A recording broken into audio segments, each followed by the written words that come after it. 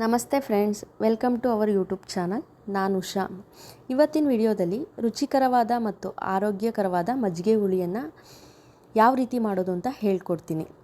ನಾನೀಗ 5ರಿಂದ 6 ಜನಕ್ಕೆ ಬೇಕಾಗೋಷ್ಟು ಮಜ್ಜಿಗೆ ಹುಳಿನ ಮಾಡ್ತಾಯಿದ್ದೀನಿ. ಮೊದಲಿಗೆ ಸೋರೆಕಾಯಿನ ತಗೊಂಡು ಚೆನ್ನಾಗಿ ತೊಳೆದು ಸಿಪ್ಪೆನ ತೆಗೆದುಕೊಳ್ಳಿ. ನಂತರ ಸೋರೆಕಾಯಿನ ಚಿಕ್ಕ ಚಿಕ್ಕದಾಗಿ ಕಟ್ ಮಾಡ್ಕೊಳ್ಳಿ. ನಂತರ ಒಂದು ಪಾತ್ರೆಯಲ್ಲಿ ಕಟ್ ಮಾಡಿರೋ ಸೋರೆಕಾಯಿನ ಬೇಯಿಸ್ಕೊಳ್ಳಿ. ಬೇಯಿಸ್ಬೇಕಾದ್ರೇ ರುಚಿಗೆ ಬೇಕಾದಷ್ಟು ಉಪ್ಪನ್ನ ಹಾಕ್ಕೊಳ್ಳಿ.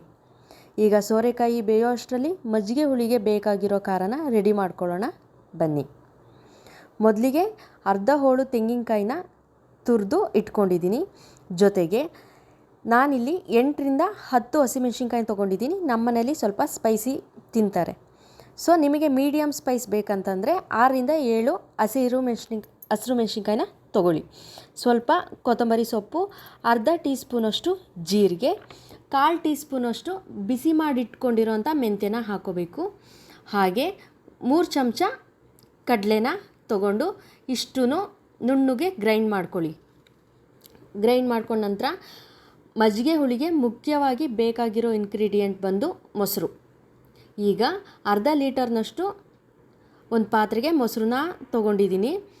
ಹದ ನೋಡಿ ಸ್ವಲ್ಪ ನೀರು ಹಾಕ್ಕೊಳ್ಳಿ. ನೀವು ರುಬ್ಕೊಂಡು ಬಂದಿರೋ ಮಿಶ್ರಣವನ್ನು ಮೊಸರಿಗೆ ಸೇರಿಸ್ಕೊಳ್ಳಿ.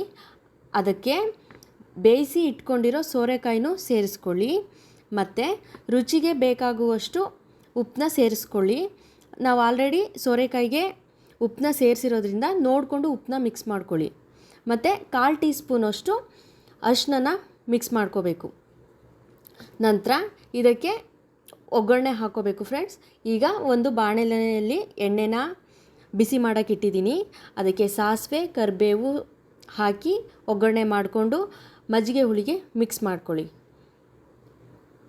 ಈ ಮಜ್ಜಿಗೆ ಹುಳಿನ ನಾವು ಮುದ್ದೆ ಜೊತೆ, ರೈಸ್ ಜೊತೆ ತೊಗೋಬೋದು. ಈಗ ರುಚಿಕರವಾದ ಮತ್ತು ಆರೋಗ್ಯಕರವಾದ ಮಜ್ಜಿಗೆ ಹುಳಿ ರೆಡಿಯಾಗಿದೆ. ಇವತ್ತಿನ ವಿಡಿಯೋ ನಿಮಗೆ ಇಷ್ಟ ಆಗಿದ್ದರೆ ಲೈಕ್ ಮಾಡಿ, ಶೇರ್ ಮಾಡಿ.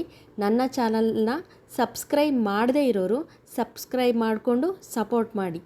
ಧನ್ಯವಾದಗಳು. ಜೈ ಕರ್ನಾಟಕ.